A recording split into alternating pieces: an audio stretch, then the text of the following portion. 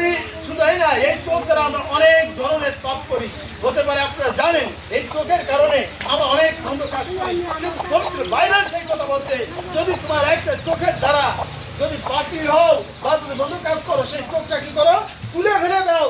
বরং তুমি একটা অঙ্গহীন অবস্থায় স্বর্গের রাজ্যে তোমার জন্য প্রবেশ করা এটা অনেক উত্তম বা অনেক ভালো। কিন্তু যদি আমার সেই অঙ্গ, সেই চোখ যদি নষ্ট থাকে, যদি তার দ্বারা পাপ কাজ করা হয়, যদি ঈশ্বরের সেই ক্রোধ যদি আমার জীবনে নেমে আসে, বরং তার চেয়ে আমি অঙ্গহীন অবস্থায় অনেক ভালো হবে। এবং এখানে আমরা আরেকটি বিষয় আমরা দেখবো, সেটা হচ্ছে জীবনে গর্ব বা অহংকার। আজকে আমরা এই জগতে অনেক কিছু নিয়ে আমরা অহংকার করি, আমরা গর্ব করি। যেমন আমি কয়েকটি উদাহরণ দিতে চাই।